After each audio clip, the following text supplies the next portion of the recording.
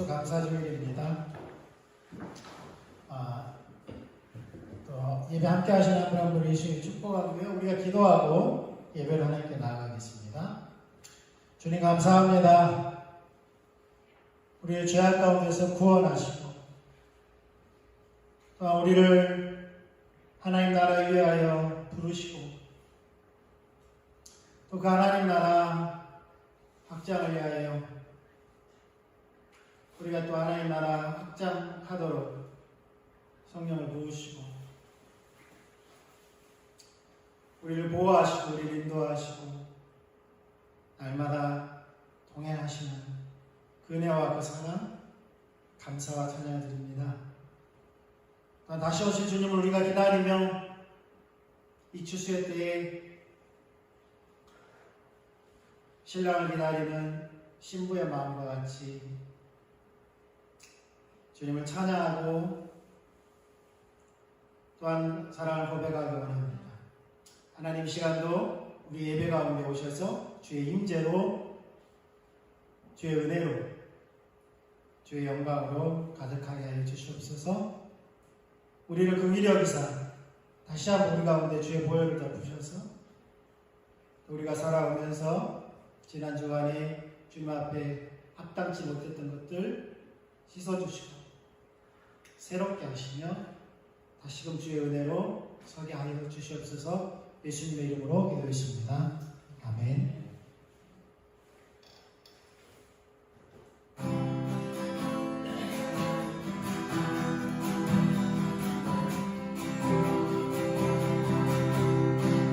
거리마다 기쁨으로 춤을 추게 하시고 주의 백성 기도할 때 이 땅 회복하소서. 거리마다 기쁨으로 춤을 추게 하시고 주의 백성 기도할 때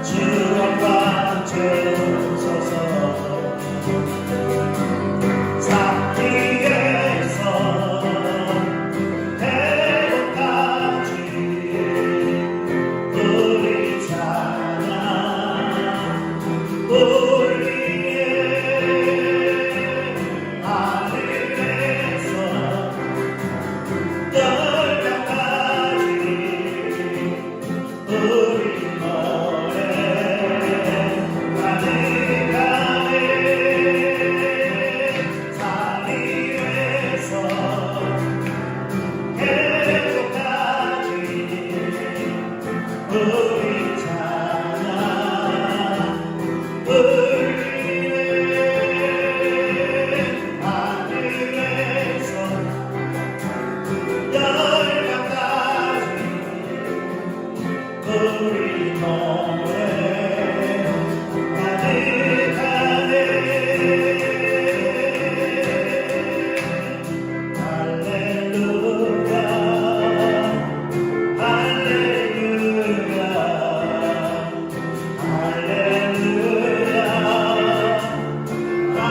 할렐루야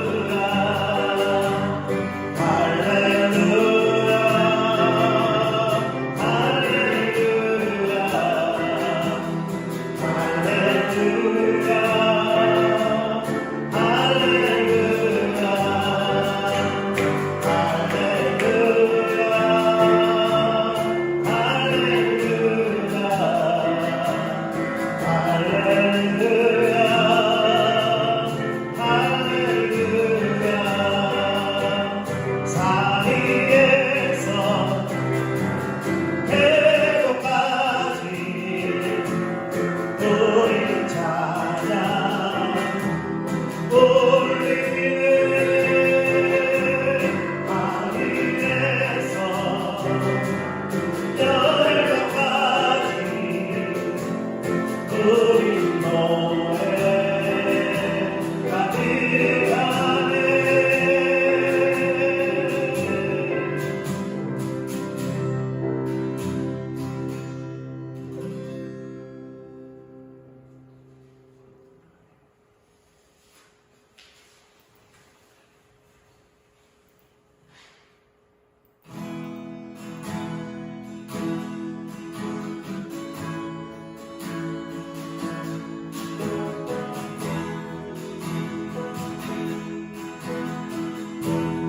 오늘 주주 아래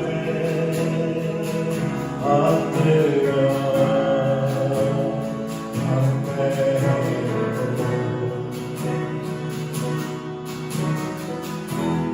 하늘의 별빛조차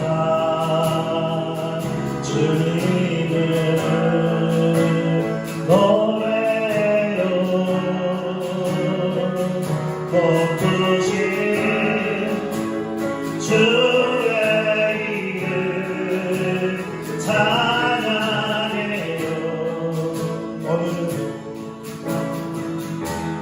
오늘 주 앞에 엎드려 경배해요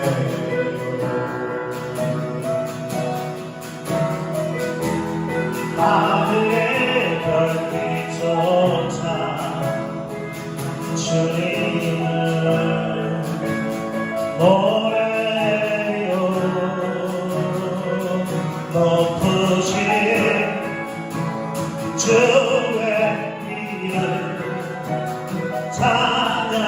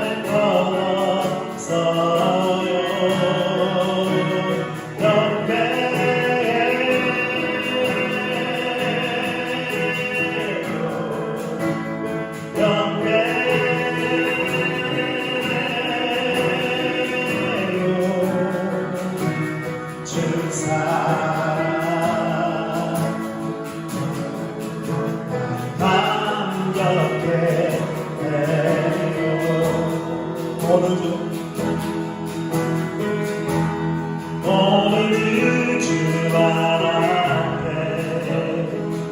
엎드려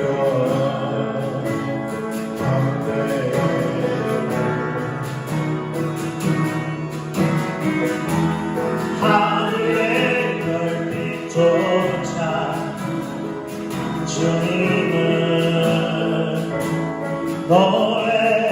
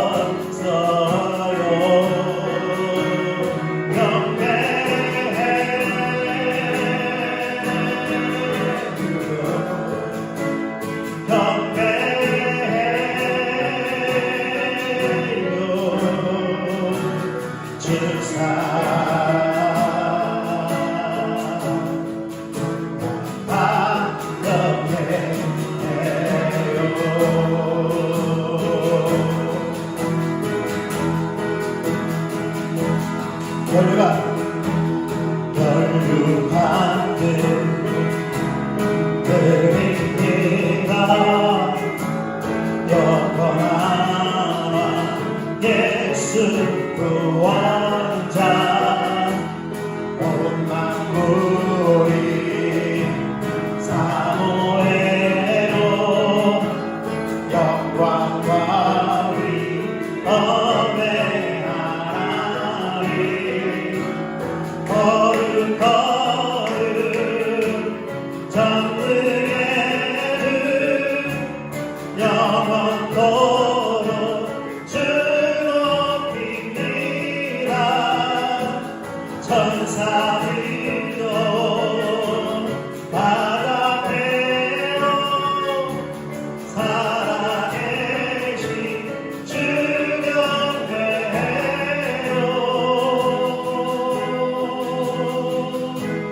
멸류관을 드립니다.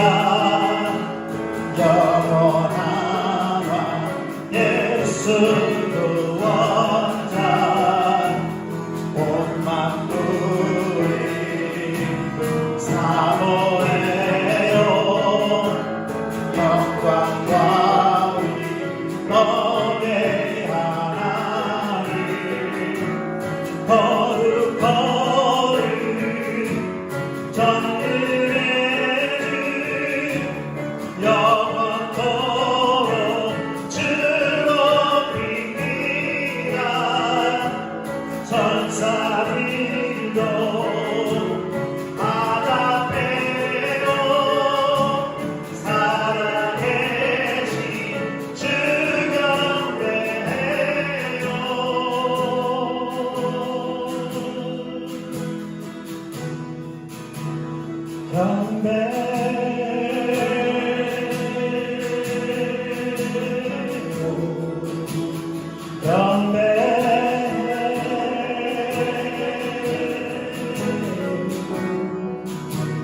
주 영광과 존귀 비교할 것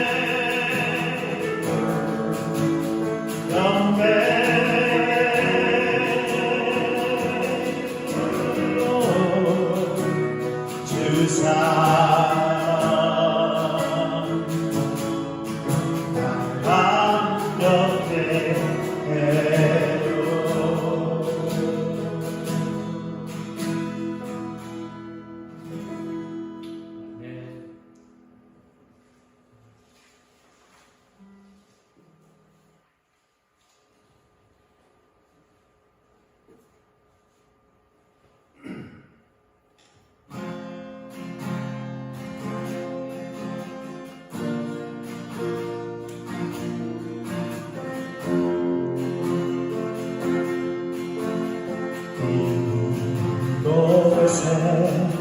생명새 솟아 눈물도 지나갈 때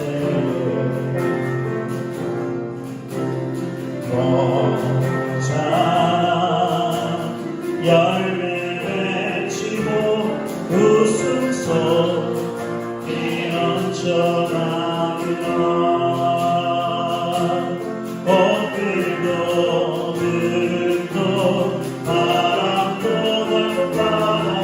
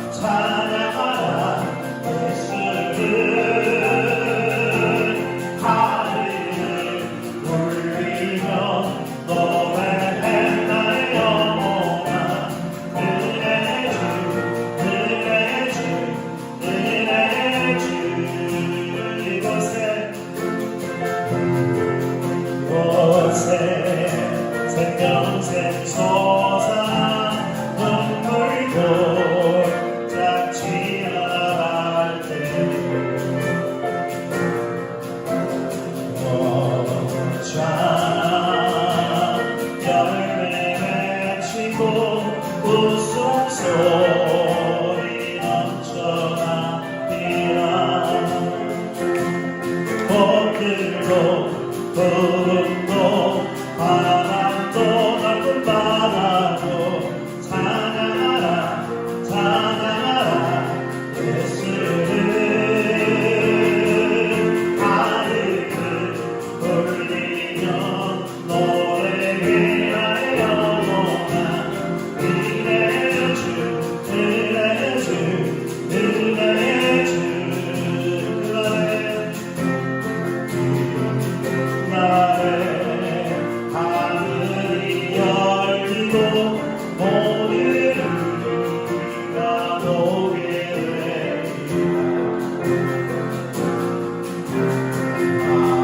아침에 꽃들이 피고 영광에 주 나오시리라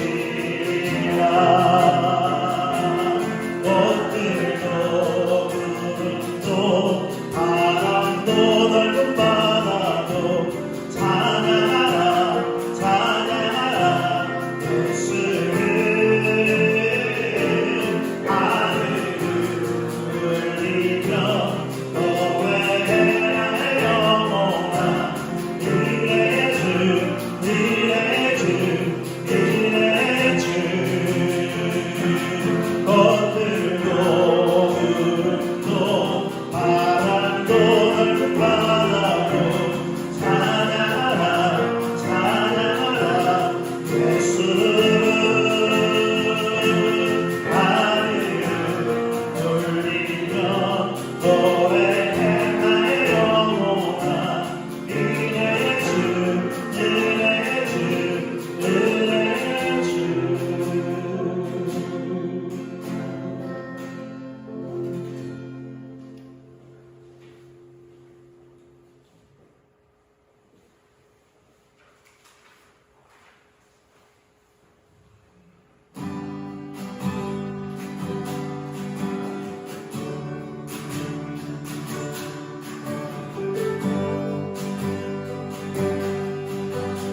표현 못해도 표현하리라 나 고백 못해도 나 고백하리라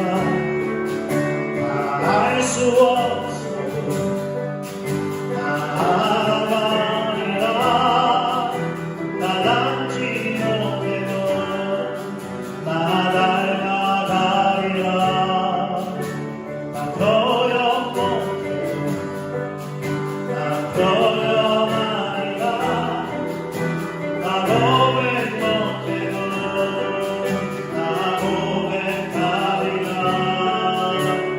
알 수 없어도 나 알아가리라 나 닮지 못해도 나 닮아가리라 이 사랑 얼마나 아름다운지 이 사랑 얼마나 날 두렵게 하는지 이 사랑 얼마나 크고 놀라운지 이 사랑 얼마나 나를 감격하게 하는지 그 사랑 나를 위해 죽으신 나를 위해 다시 사신 예수 그리스도 다시 오실 그 사랑 죽음도 생명도 천사도 하늘의 어떤 권세도 예수 영원한 그 사랑의 예수 아버지 사랑 대나무 아버지 내 나노래 그 사랑 변함없으시 머리 없으시 성실하시는 사랑 같은 걷지 않으시니 얻어가는 눈물 끄지 않는 그 사랑 변함없으신 거짓없으신 성실하시는 사랑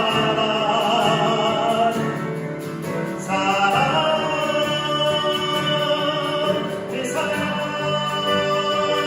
나를 위해 죽으신 나를 위해 다시 사신 예수 그리스도 다시 오실 그 사랑 죽음도 생명도 천사도 하늘의 어떤 곳에도 그럴 수 영원한 그 사랑 예수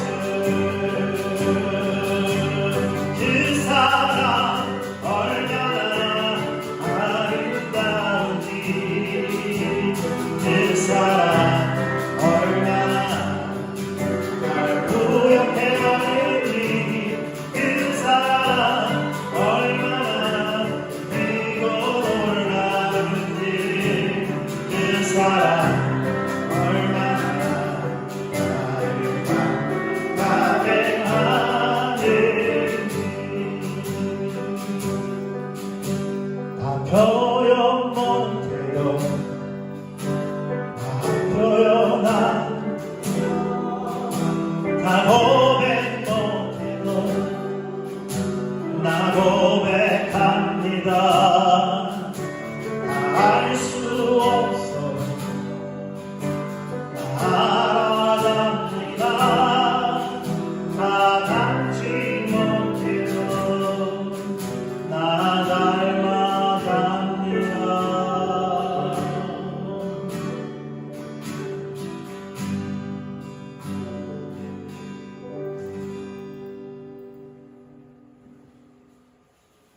아멘. 서로 주 안에서 사랑하고 축복하고 주의 이름으로 다시 한번 사랑한다고 이렇게 서로 이렇게 인사했으면 좋겠습니다.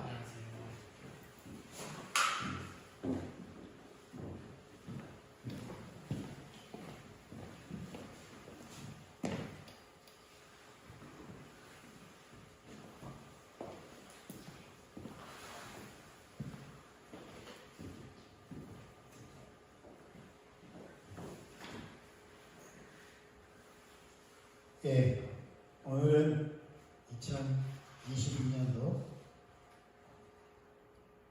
11월 셋째 주 추수감사 주일입니다. 유대인 오늘날 추수감사 주일은 미국의 청교도들의 영향으로 추수감사절이 6월 셋째 주 목요일이 돌아오는 목요일인가 금요일인가요? 추수감사절이에요. 땡스기빙 데이. 그들이 이제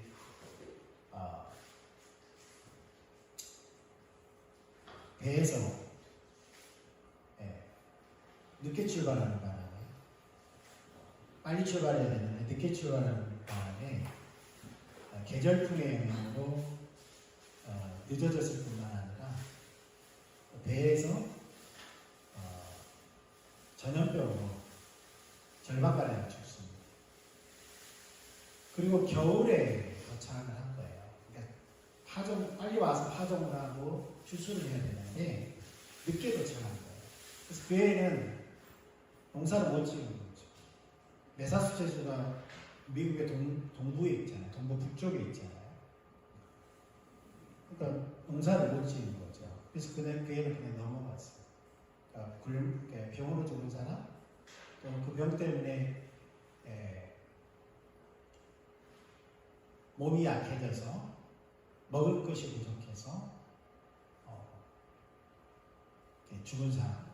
그래서 그 다음에 농사를 짓는데 그해 인디언들이 도와줬는지 그 다음에 인디언들이 도와줬는지는 잘 모르겠어요.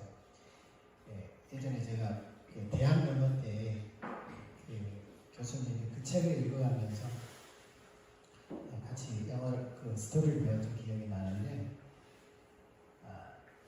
그해인지 그 다음인지 모르겠는데 인디언들이 보기 너무 불쌍한 거예요. 농사를 지는 거 보니까 농사를 잘 못 져요. 농사를 잘 못 져. 그들은 이제 옥수수를 심었는데 보니까 농사를 못 짓는 거예요. 그래서 인디언들이 그 강에서 그때는 오늘날도 뭐 강에 연어가 많잖아요. 그때도 연어가 많았나 봐요. 그래서 연어 물고기를 잡으다가 땅을 파고 거기다 묻고 그 위에다 씨앗을 심는 거예요. 거름을 하는 거죠. 거름을 하니까 열매가 크고 많이 맺는 거죠. 인디언들이 가르쳤어요. 그리고 인디언들의 주식은 감자입니다. 감자. 유럽인들이 인디언들의 그 감자를 갖다가 유럽에서 심었어요. 그래서 유럽에서 처음에 감자를 심었는데 유럽 사람들은 채소를 먹잖아요. 뿌리를 먹는다고 생각을 안 하는 거죠. 줄기를 먹는 거예요. 이파리야. 그러니까 어떻게 했어요? 바로 설탕을 많이 넣는 거죠. 그 정도로 유럽 사람들은 감자를 몰랐다는 거죠. 그래서 감자를 갖다가 심어주고 그렇게 해서 열매를 풍성하게 얻은 거예요. 정교도들이. 그래서 너무 감사하잖아요. 그래서 그들의 이웃인 인디언들을 초청해서 같이 11월 셋째 주 목요일날 감사 하나님께 예배를 드리고 그들과 같이 나눈 거죠. 그것을 기념해서 세워진 게 미국의 추수감사절. 그래서 우리나라도 미국의 영향을 많이 받았잖아요. 그래서 추수감사절 주일로 지키기 위해서 셋째 주일이 추수감사 주일이 될 거예요. 그거는 추수감사절의 의례고요. 성경을 보면은 유대인의 3대 절기가 있어요. 하나님께서 너희는 1년에 3차례 남자들은 하나님께 보이라고 하요. 그러니까 6월절 그리고 7절절을 겸해서 오순절. 그러니까 7 곱하기 7은 49 마지막 날이 50일이잖아요. 그래서 10개가 한순인데 열을 한순이라고 그래요. 그래서 5개 50일이니까 오순이 되는 거예요. 오순절이 되는 거예요. 그래서 그날이 오순절입니다. 그 오순절 날 무엇을 줬냐면 시내산에서 율법을 줬어요. 하나님께서 율법을. 6월절 날 애굽에서 나오게 있잖아요. 어린 양 새벽에 어린 양을 잡아먹고 피를 문설주 바르고 지나가고 그 새벽에 바로 나옵니다. 그래서 그들이 거의 4개월 만에 시내산에 도착했는데 그때가 날짜상으로 오순절입니다. 그때 율법을 하나님께 주세요. 율법을 주세요. 신약에서 6월절 날 누가 죽습니까? 6월절 날 어린 양이 되기 위해서 6월절 날은 양을 잡아먹는 날이에요. 양을 잡아먹으려면 언제 죽여야 돼? 양을? 그 전날 죽여요. 유대인들은 저녁인 6시가 하루가 시작되기 때문에 그 전날 죽이는 거예요. 날짜상으로. 그래서 예수님은 십자가에 죽으실 때 양 잡는 날에 돌아가세요. 정확하게 양 잡는 날에 돌아가세요. 그들이 6월 보면 성경을 보면은 대제사장 서기관들이 6월절 식사를 하기 위해서 더럽히지 않기 위해서 빨리 치우라고 합니다.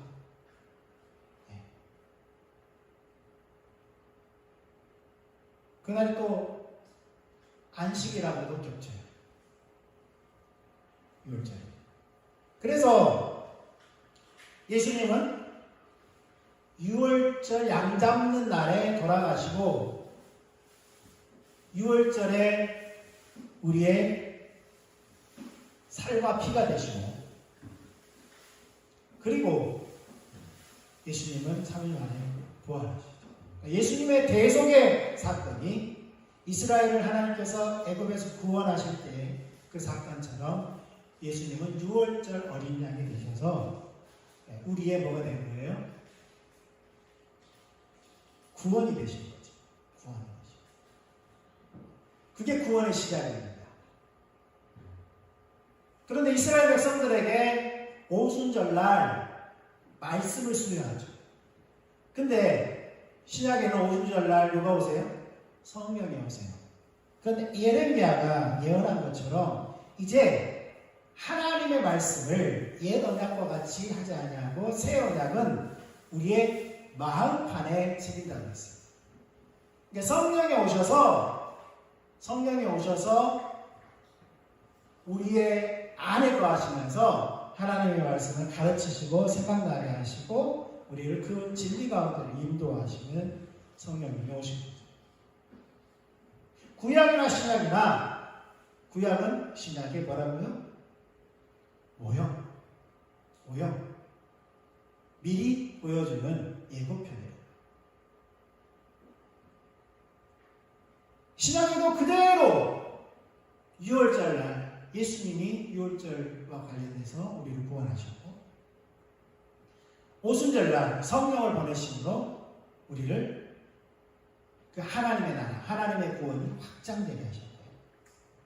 이제는 뭐가 남았어요? 3대 절기가 뭐라고요? 6월절, 오순절, 하나는 장막절, 추수절. 이 추수절은 뭐가 관련있냐면 예수님이 재림과 관련있어요. 예수님이 재림과 관련있어요.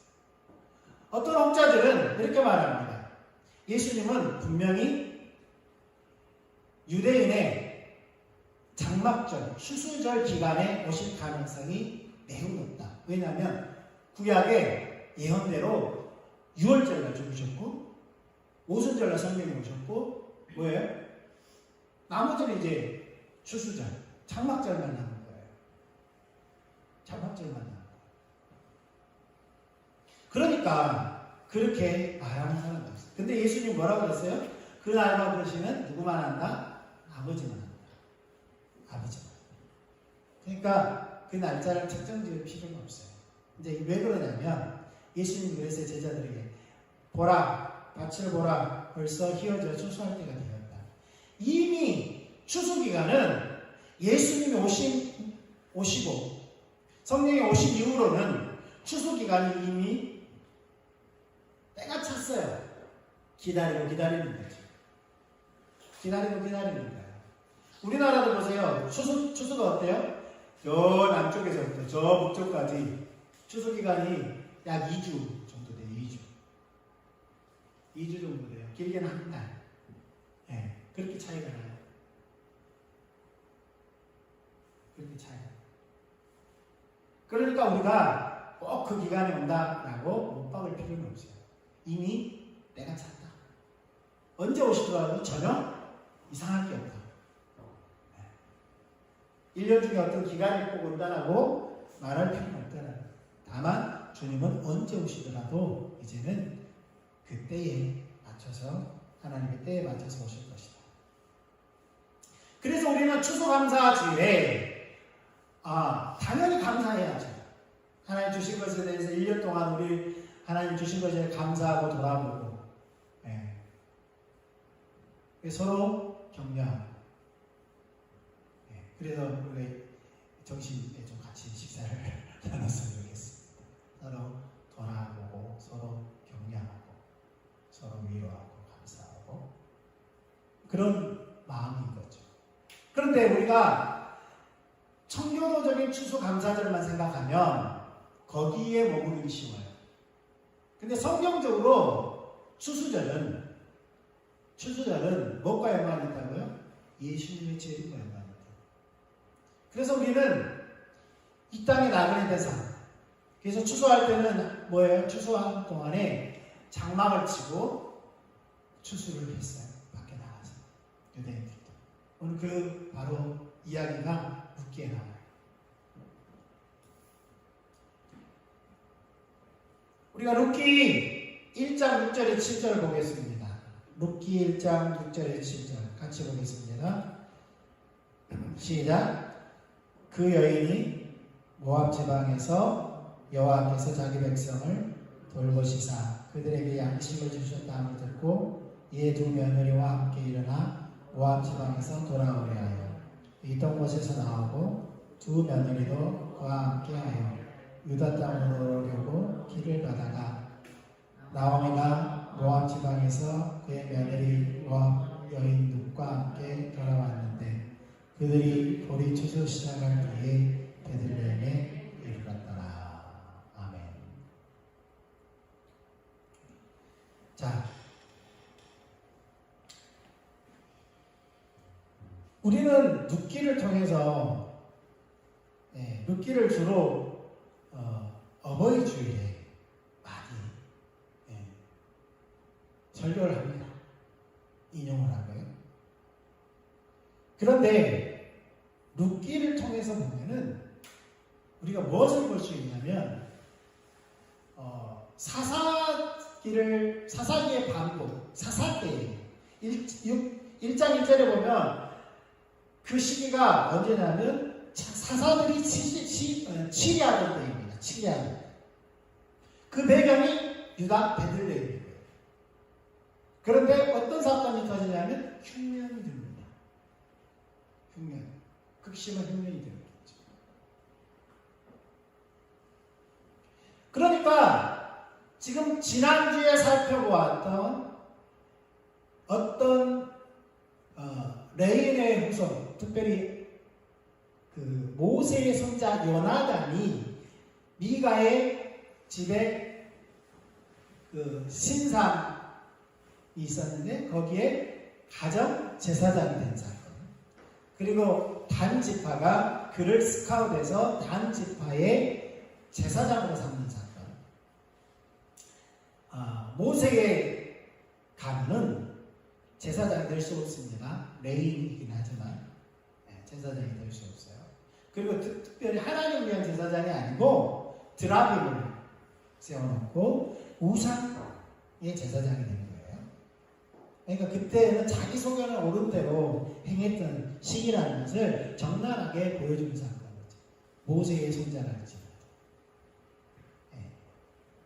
그리고 두 번째 사건은 바로 어떤 레인. 일반 백성들도 사실은 아내를 둘 이상 두면 안 돼요. 하나님은 창세기에서부터 뭐라고 했어요? 한 남자가 한 여자와 연합하여 한 몸을 이루지라 그랬어요. 그러니까 당연히 하나님의 백성들은 그래서는 안 되고요. 특별히 레인들은 더 하나님의 기준에 서야 될 사람이에요. 그럼 더 안 되는 거죠. 그런데 그가 첩을 취할 뿐만 아니라 그 첩이 모리베들에 의해서 몹쓸 당했고 죽었을 때에 그가 취한 행동을 보면 전혀 레인답지 못한 레인으로서 해서는 안 될 그리고 그로 말미암아 민족 상잔의 비극이 빚어지죠. 한 지파가 완전히 전멸될 위기에 처합니다. 베냐민 지파가 그것을 제공합니다. 근데 그때에 누가 대제사장이었냐면 비누하스가 대제사장, 아론의 손자죠. 그러니까 모세의 손자도 아론의 손자도 아무런 영향력이 없는 그러한 시대의 것을 보여주고 그들마저도 자기 소견에 옳은 대로 백성들의 하자는 대로 그렇게 끌려다녔다. 마치 엘리가 그랬던 거지. 뿐만 아니라 오늘 본문에도 보면은 똑같이 그 두 사건이 베들레헴을 그 배경으로 시작됩니다. 이야기. 마찬가지로 오늘도 보면 같은 시대에 베들레헴에서 일어난 사건을 이야기하고 있어요. 근데 이 사건은 달라요. 앞의 사건과 달라요. 어떻게 다르냐면 그때는 분명 이스라엘 왕이 없으므로 사람이 각기 자기의 소견에 오른 대로 행하였던 시기고 그렇게 했습니다. 1장 1절부터 5절까지 보면 그 이야기가 나오죠. 스토리가 나오죠. 어떤 스토리입니까? 엘리멜렉이라는 사람이 유다 베들레헴에 한 사람이 있었는데 그 사람은 유다 지파 사람이에요. 유다 지파. 엘리멜렉이라는 사람이에요. 엘리멜렉의 뜻은 하나님은 나의 왕이시다. 엘리하면 나의 하나님, 멜렉 왕이라는 뜻이죠. 그래서 그 이름 안에 엘리, 나의 하나님은, 왜냐하면 그들은 동사가 따로 없어요. 히브리어는 동사가 따로 없어요. 명사, 동사 이런 게 문장에 따라서 어떤 것을 동사로 취해야 될지, 어떤 것을 주어로 취해야 될지, 어떤 것을 목적으로 취해야 될지 그들은 알아요. 자기들이 사용한 언어이기 때문에. 그래서 해석이 필요한 거죠. 그래서 임마누엘도 마찬가지죠. 임마누엘. 네. 하나님이 우리와 함께. 하나님, 우리 함께. 이렇게 되어 있거든요. 그럼 이것을 풀어야 되잖아요. 하나님이 우리와 함께 하신다. 그런 뜻입니다. 마찬가지로 엘리멜렉은 하나님은 나의 왕이십니다. 라는 고백으로 그 부모가 지어준 이름이죠. 그런데 그에게는 아들이 나오미가 있습니다. 나오미라는 말은 즐거움이라는 말이에요. 기쁨이라는 거예요.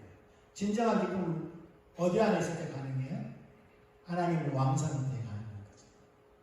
두 부모의 이름이 참 아주 믿음 안에서 잘 지은 거예요. 그런데 그들에게 아들 둘이 태어납니다. 말론과 기련. 말론과 기련. 근데 그 부모가 병약함, 연약함이라고 짓겠어요. 이름을 태어났을 때. 아마 상징적으로 그들의 이름을 그렇게 사람들이 태어나서 쟤는 병약한 애야. 말론이야. 쟤는 연약한 애야. 기련이야. 그리고 흉년까지 들었어요.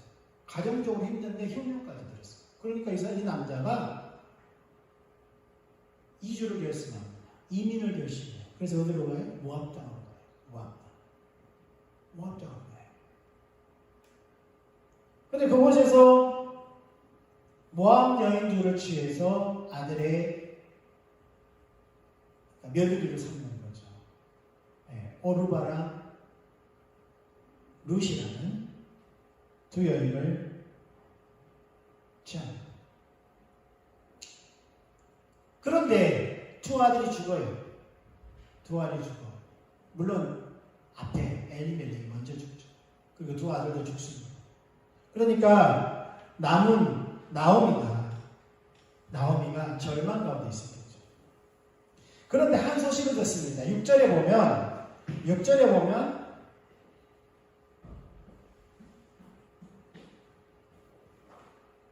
모압 지방에서 여호와께서 자기 백성들을 돌보시사 그들에게 양식을 주셨다 함을 듣고 어디 소식을 들은 거예요?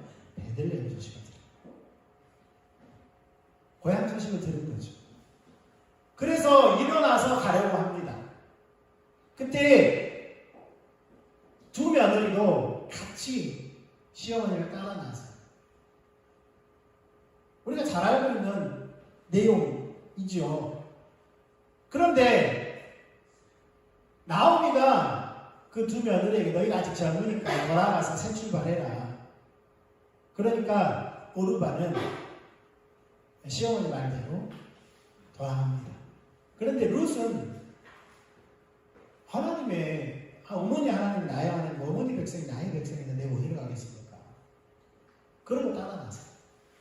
그리고 1장에 보면 나오미와 룻이 베들레헴에 도착합니다. 그때가 어떤 때라고요? 22절에 보니까 볼이 추수 시작할 때에 베들레헴에 이르렀다.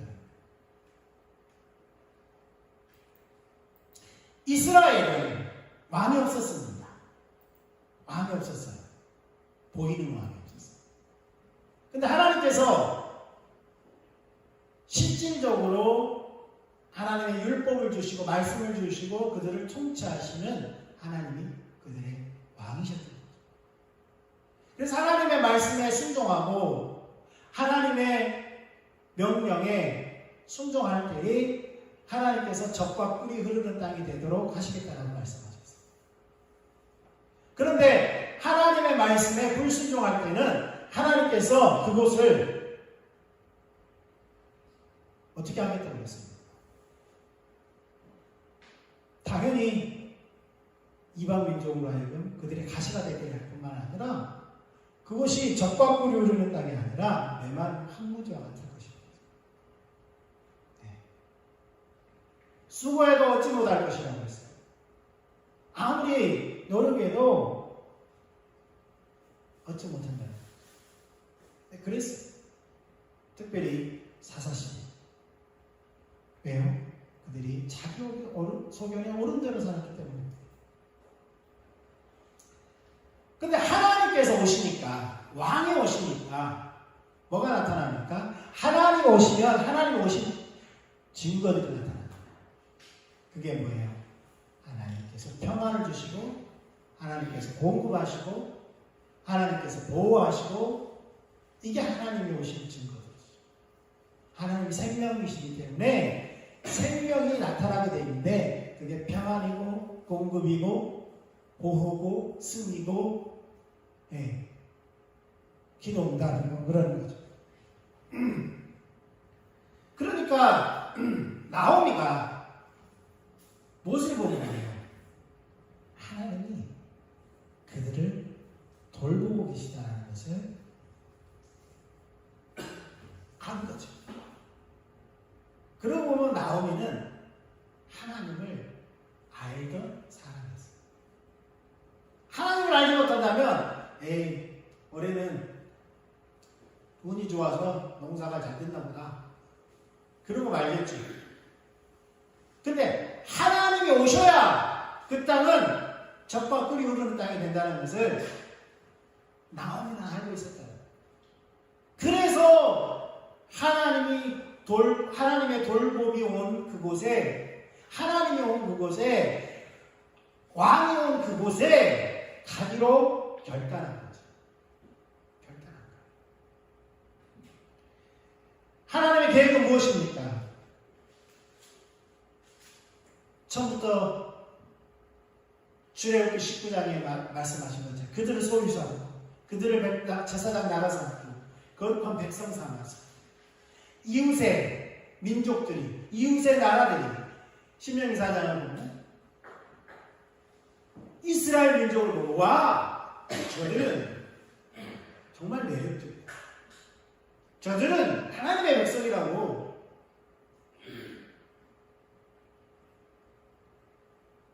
그래서 문제가 생기면 그들에게 찾아와서 묻고 우리도 하나님을 예배하겠다라고 말하도록 그렇게 세워진 민족이 이스라엘 민족이잖아요.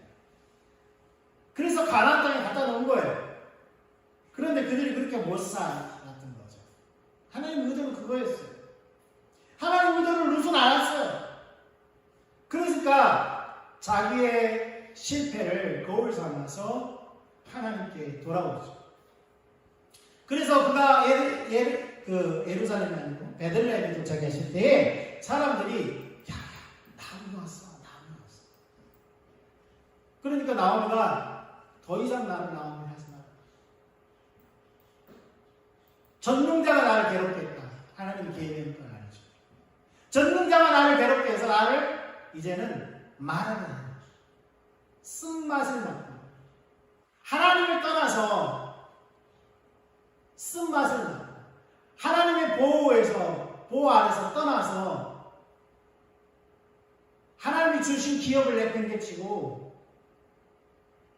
다른 곳으로 가서 하나님이 나를 괴롭게 하고 내가 마라가 됐다라고 그렇게 보면 그 말은 뭐예요? 하나님께로 왔을 때 하나님께로 돌아왔을 때 하나님께서 뭘 주실 것을 믿은 거예요? 하나님이 다시 자신에게 이름 그대로 즐거움, 하나님으로 인한 즐거움, 하나님으로 인한 기쁨을 주신 것을 아는 거죠. 왕의 계획은 분명했어요. 하나님의 계획은 분명했어요. 뭡니까? 다시금 개인적으로 나오미에게 하나님이 기쁨이 되는 거였어요. 하나님의 기쁨. 믿음이 없이는 하나님을 기쁘시게 할 수 없나니 하나님께 나오는 자는 반드시 그가 계시니까 그가 자기를 찾는 자들에게 상 주심이심을 믿어야 하죠. 하나님 그분이 상급되어요. 하나님이 오셨을 때에 뭐가 온다고 했어요? 평안, 하나님의 보호하심, 하나님의 돌보심, 하나님의 승리, 하나님으로부터 그런 생명들이 나타납니다. 나오미에게는 하나님의 돌봄이 필요했어요. 하나님이 돌본다는 것을 그는 경험하기 원했던 거예요. 그래서 과부들이 할 수 있었던 것은 그 당시에 부잣집 밭에 가서 이삭을 주는 거였어요. 이삭을 주는 거였어요. 심지어는 모퉁이의 곡식은 추수하지 않는 것이 관례였어요. 왜요? 고아와 가부들을 위한 남겨놓는 그들을 위한 양식이었어요. 그래서 나이든 시어머니가 갈 수 없으니까 루시에게 시어머니는 그냥 계시라 하고 루시 나가요. 그런데 2장에 보면은 루시 마침 어디에 도착해요? 자기 친족 나오미의 친족 보아스의 밭에 도착합니다. 보아스. 그리고 이삭을 줬습니다. 부지런히 줬습니다. 보아스가 보니까 처음 보는 여인인데 묻습니다. 일꾼들에게. 누구냐? 아, 나오미의 자녀. 그러니까 보아스는 무슨 일인지 알고 있었어요. 베들레헴의 좀 동네에 소문이 하나 하는 거예요. 그리고 그 루시, 그 며느리가 시어머니를 어떻게 성실하게 봉양하는지를 알고 있었어요. 그래서 그 일꾼들에게 저 여인은 참으로 귀한 여인, 이방 여인임에도 불구하고 귀한 자이니까 그에게는 특별히 물도 마시게 하고 너희가 준비한 물도 마시게 하고 더 그를 위해서 더 이삭을 더 남겨두고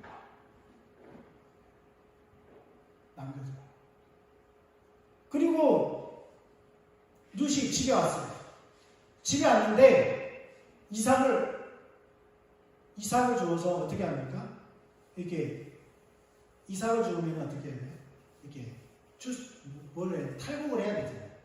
탈곡을 해서 보니까 알갱이가 이렇게 모아놨잖아요. 보니까 얼마만큼 주었냐면 한 에바라고 되어 있어요. 한 에바. 여러분 한 에바 그러면 오늘날로 대로 치면 12대입니다. 12대. 하루에 이삭 줍기를 해서 12대를 줄 수 있어요? 쉽지 않습니다. 여러분 12대면 20kg예요. 20kg가 넘어요. 20kg 한 방울을 준 거예요. 하루에. 근데 그냥 평상시 같으면 그렇게 못 죽겠죠. 어떻게 했어요? 보아스가 은혜를 베푸는 거죠. 일꾼들 중에서. 흘려주더라. 그러니까 더 많이 주는 거예요. 그러니까 보아스가 인심이 좋구나. 거기에서 끝날 수 있는데 나오미는 뭘 발견한 거냐면 하나님께서 일하고 계신다는 것을 딱 본 거예요. 아니 무슨 20kg 한 가만히 주워왔다고 하나님이 일한다라고 말을 하는 거예요. 그렇게 할 수 없다니까요. 하루 한번 줘보세요. 이상 적게 해보세요. 하루에 20kg 못 주워요. 하루에 20kg 못 주워요. 나오미가 딱 보니까 깜짝 놀란 거죠. 20kg는 며칠 양식이에요? 여러분 쌀 20kg는 며칠 드세요? 둘이서. 그때 당시에는 하루 이틀 하루 주워와서 하루 이틀 먹으면 많이 먹는 거죠. 20kg면 많이 먹는 거예요. 일주일, 2주일은 먹을 거예요. 두 사람에서. 예. 어쨌든 이것을 보고 나오미는 뭘 본 거예요? 하나님이 왕이 나를 돌보고 계시다는 거예요.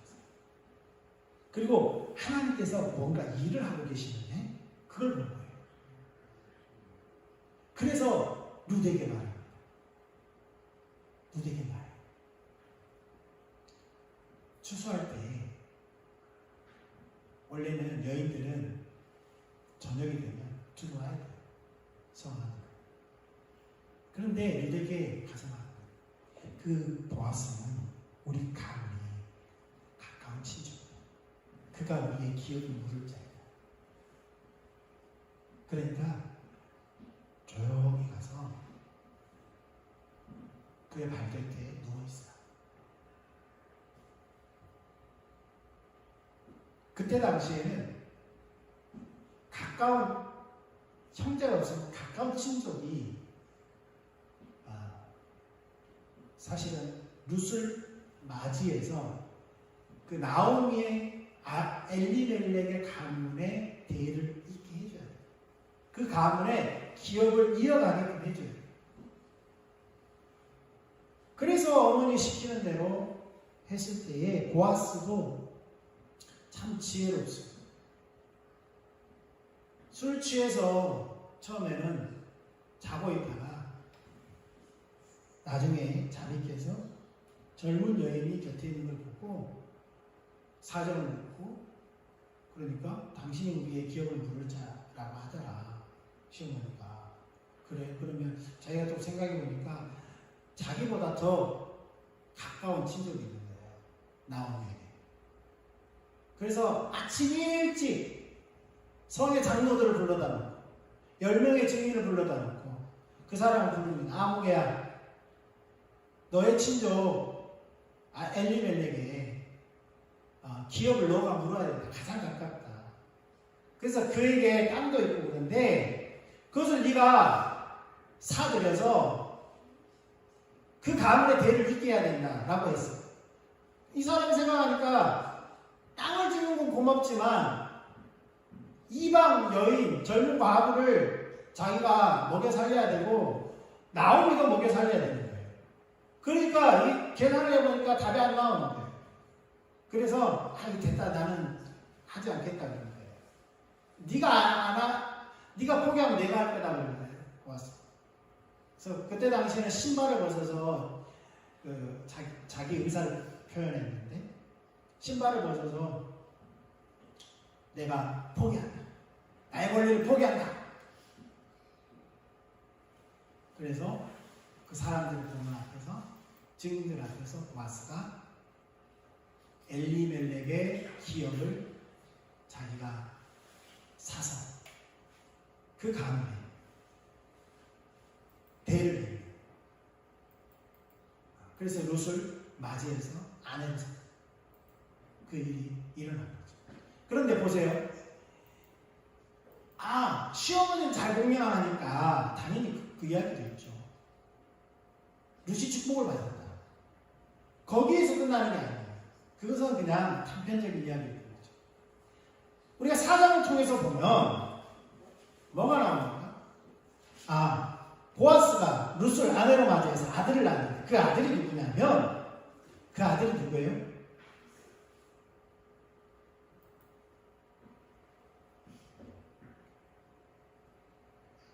오벳을 낳죠. 오벳. 보아스가 룻에게서 오벳을 낳는데 오벳은 다윗의 할아버지. 다윗의 할아버지. 오벳이 이사를 낳고 이사가 다윗을 낳아요.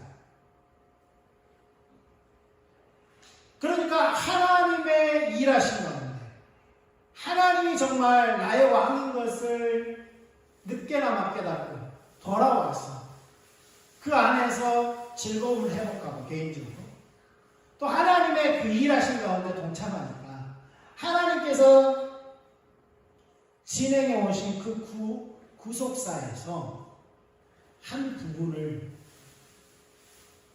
어떻게 동역하는 하나님의 그 나라의 동역자가 돼요. 네.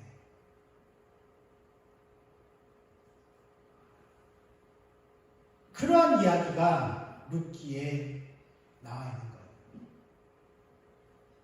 그러한 이야기. 그러니까 하나님이 오시니까 왕이 오시니까 뭐가 나타나요? 왕이 오시는 증거들이 나타납니다. 특별히 추수 때라는 것을 기억하십시오. 추수 때. 우리가 추수감사주일에 뭘 우리가 기억해야 된다고요? 다시 오실 왕을 우리가 기억해야 돼요. 다시 오실 왕을 우리 기대해야 됩니다. 주님은 이미 오셨어요. 그렇지만 그래서 얼레디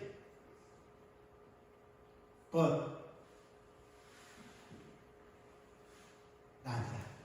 아직. 근데 주님은 반드시 오세요. 왕이 오실 거예요. 이미 우리와 함께 하시고 그분은 다시 오실 거예요. 그래서 우리를 영원한 안식으로 영원한 돌봄으로 영원히 함께 하시기 위해서 다시 오신다는 사실. 그래서 우리가 그것을 기억하고 그날을 우리가 기대하고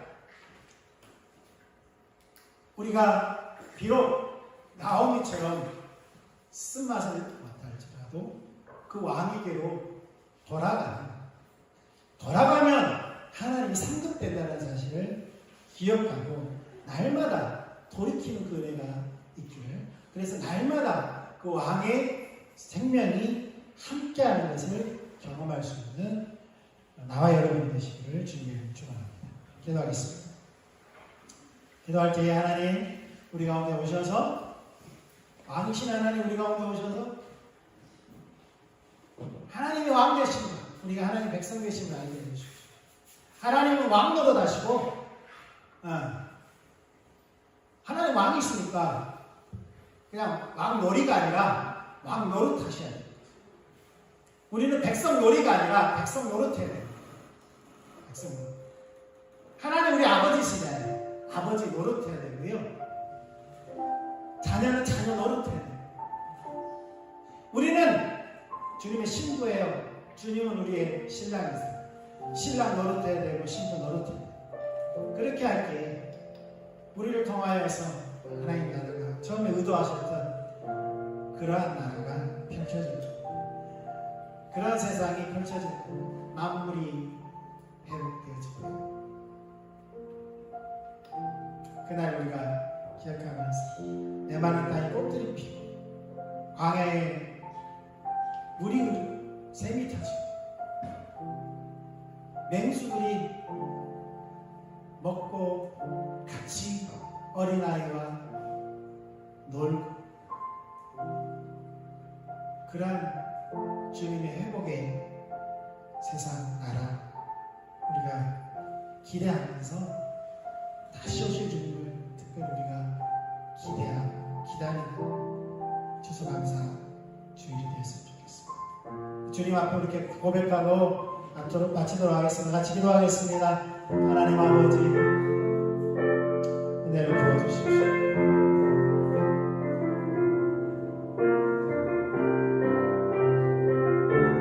내 힘들도 대적